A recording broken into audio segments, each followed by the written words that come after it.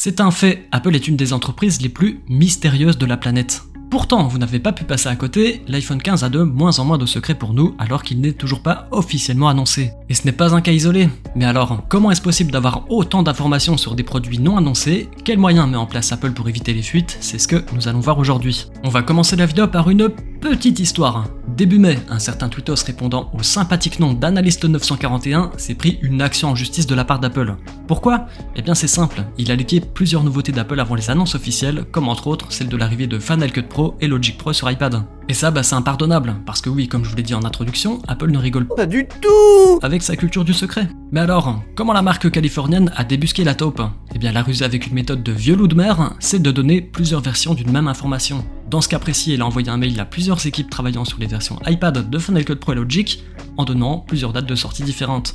Une fois qu'elle savait dans quelle équipe se trouvait la taupe, elle a refait pareil mais cette fois à l'échelle individuelle pour connaître l'identité de la personne. Et si je vous raconte ça, c'est parce que cet exemple illustre la première raison, les fuites proviennent parfois directement de chez Cupertino. Et si vous vous demandez la fin de l'histoire, sachez que ça se termine mal puisque Analyste941 a expliqué dans un post sur le forum de MacRumors que les informations qu'il partageait provenaient en fait de sa sœur travaillant chez Apple. Elle a été licenciée suite à ça, sympa le bro. Je vous parle aussi très souvent de Mark Gurman dans mes vidéos, c'est un des leakers les plus reconnus dans l'univers Apple et lui aussi a très certainement des informateurs directement chez Apple. Mais pour ne pas se faire toper et tomber dans le même piège, il recoupe les informations pour avoir une fiabilité qui doit énerver plus d'une personne à Cupertino. Car pour essayer d'endiguer les fuites, elle a une véritable armada d'enquêteurs composée d'anciens membres de la NSA, du FBI, de l'armée et même des services secrets américains. Je vous avais dit qu'elle plaisantait pas avec ça.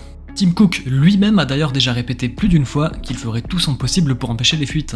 Cette équipe de choc, dirigée par un certain David Rice, n'opère pas qu'à l'Apple Park, elle s'aventure dans le monde entier, car Apple conçoit ses produits en Californie certes, mais la production, elle, se fait généralement en Asie. Et bim, dans le mille, c'est là-bas que se trouve la deuxième source de leak, puisque la centaine de sous-traitants d'Apple est évidemment aussi parfois victime de fuites. Il n'est donc pas rare de croiser des composants des prochains iPhones en vente au marché de Shenzhen. C'est d'ailleurs à ce moment qu'intervient Ming-Chi Kuo, le deuxième plus grand leaker de l'univers Apple. Vu qu'il est en lien avec les sous-traitants, sa spécialité est plus centrée sur la prédiction des nouvelles machines et il ne se mouille généralement pas beaucoup pour la partie service et logiciels. C'est par exemple grâce à lui qu'on sait qu'Apple planche sur un objectif périscopique pour les iPhone 15 Pro Max ou encore que les écrans seront à peine plus grands sur les iPhone 16. Oui, l'iPhone 15 n'est pas encore sorti, qu'on parle déjà du 16, tout va bien. Ceci étant, depuis quelques années, c'est de plus en plus rare que les fuites proviennent des sous-traitants et des usines de production, puisque l'équipe d'agents secrets menée par notre fameux David Rice est ultra efficace à ce niveau. Mais malgré tout, ironie du sort, en 2017, des chiffres avaient fuité et c'était assez impressionnant. On y apprenait qu'ils fouillaient chaque jour chaque personne qui entre et qui sort des 40 usines chinoises d'Apple, ce qui fait en tout 2,7 millions de fouilles par jour, et à titre de comparaison, la TSA, l'organisme qui gère la sécurité dans les aéroports américains, n'en réalise qu'1,8 million. Autre source de fuite, celle des fabricants de coques. Et c'est justement grâce à ces accessoiristes qu'on connaît à l'avance les futurs designs des iPhone 15. Comment font-ils pour avoir ce genre d'infos à vous tout le monde? Eh bien c'est assez simple, à la sortie de chaque nouveau modèle d'iPhone, Apple a pour habitude de filer tout un tas de documents pour aider à la conception d'accessoires pour ces nouveaux iPhones, histoire que tout soit prêt pour le jour J. Puisque vous vous en doutez, mais produire des millions de coques, ça pourrait pas être possible en 2 semaines. Et donc, à l'intérieur de ces docs, on y retrouve toutes les spécificités comme par exemple les dessins d'ensemble et les dessins techniques des iPhones, mais aussi des recommandations en tout genre à respecter si on veut rentrer dans le programme MFI, la célèbre certification d'Apple, pour juger si un accessoire est conforme aux valeurs de la marque. Mais si Apple file la doc à la sortie de l'iPhone, comment ils peuvent l'avoir autant de temps avant?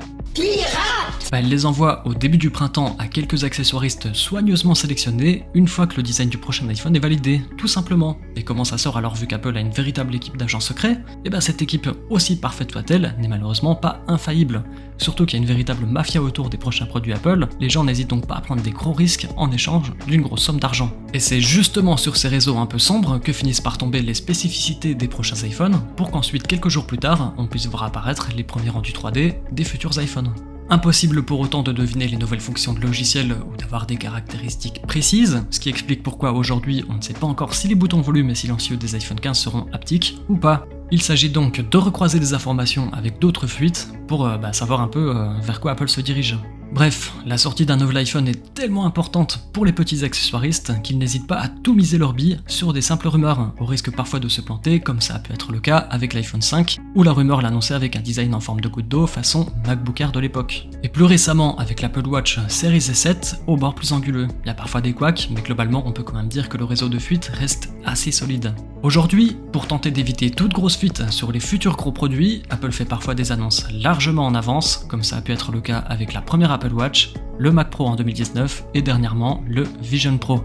Merci d'avoir regardé la vidéo jusqu'au bout, si elle vous a plu n'hésitez pas à mettre un pouce en l'air et vous abonner pour le soutien bien évidemment, avec un petit commentaire pour le référencement et là c'est le top du top. On se dit à la semaine prochaine, ciao.